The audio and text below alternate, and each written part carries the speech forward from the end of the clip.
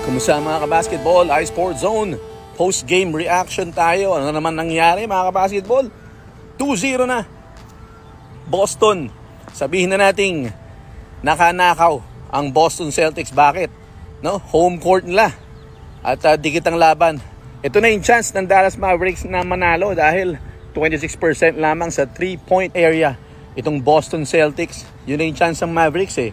Luka Doncic, first half mga kabasketball, 20 points plus. On track for 40 points, pero hindi niya nagawa. Tumapos siya ng 32 points or 31. Triple-double pa rin. Grabe pa rin ginawa ni Doncic. Pero yun nga mga kabasketball, no? Hindi lang nakompleto. Low-scoring ball game na matatawag.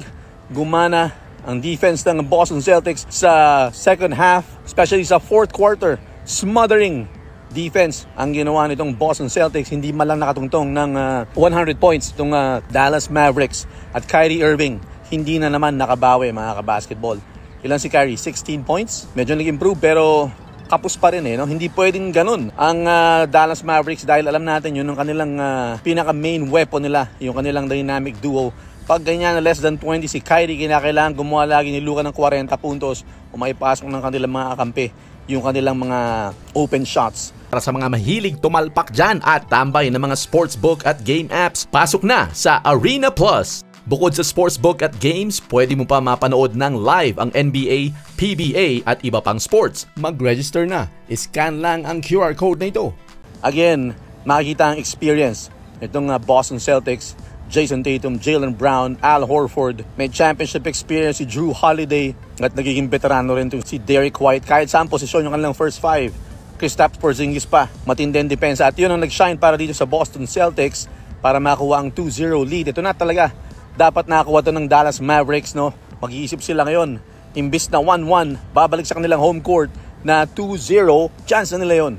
Kaya lang, depensa ng Boston Celtics. Tingnan nyo naman yung 3-point shooting ng Dallas Mavericks. Ilan lang kanilang napasok, 10 lang para sa Boston Celtics, 6 lang yata para sa Dallas Mavericks. Tama ba? I-check nyo na lang. Ano? Pero ang konti pa rin ng kanilang 3-point shooting, hindi pwede yun.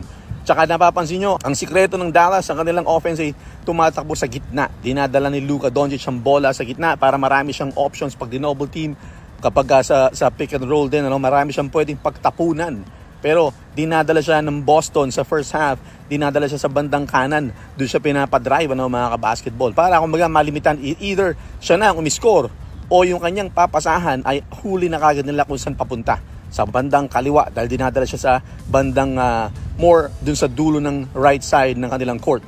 So ayan mga kabasketball, ang sikreto ditong Boston Celtics, hindi pumutok ngayon. Si Kristaps saktuhan lang, pero Jrue Holiday naman 26 puntos. Siya naman ngayon ang kumamada 18 points para dun sa dalawang Jays. At ang depensa, lalo na yung block nitong sila Jaylen Brown at si Derek White, double block pa ang ginawa, no, sa bandang dulo sa kanilang chase down. Pero syempre, nakita nyo naman medyo may kaunting mga tulakan, ano, na pinapayagan na sa playoffs. Yan pa yung isa nagagawa ng may mga experience na sa NBA Finals. Ang mga referee medyo pinapayagan na. Pansin nyo na mabuti yung mga highlight, no? May mga tukuran na hindi na masyadong tinatawagan yung mga ganyang tukod-tukod sa likod. Hawak-hawak sa gilid. Si Kyrie Irving nga nagrereklamo sa isang layup niya na hinawakan siya sa may tagiliran itong si Derek White. Pero ayan ang coaching, no? NBA Finals coaching at ang experience na nagagawa kapag nakapasok na sa finals. Nachuchutura na yung ibang mga players na hindi pa nakakatungtong ng NBA Finals. At yan ang nagagawa kung bakit ka bumubuo ng koponan na may mga championship experience, especially yung two main superstars nyo nakatungtong na ron. Sinumamo pa ng Jrue Holiday at Al Horford. Talaga namang kumbaga senior citizen na pagdating sa mga ganitong bakbakan. Pero yan mga kabasketball, 2-0. Sa palagay nyo ba makakahabol pa itong Dallas Mavericks ngayon? Title number 18 para sa Boston Celtics, 2 na lang.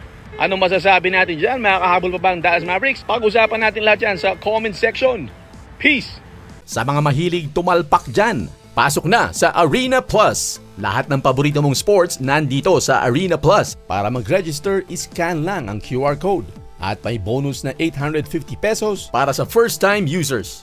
Pwede mong ilaro sa sports o iba't ibang klaseng games sa loob ng Arena Plus. At ang maganda dyan ay pwede kang makapanood ng paborito mong sports kasama ang NBA at PBA sa loob ng app basta meron ka lang account. Kaya pasok na sa Arena Plus, scan lang ang QR code.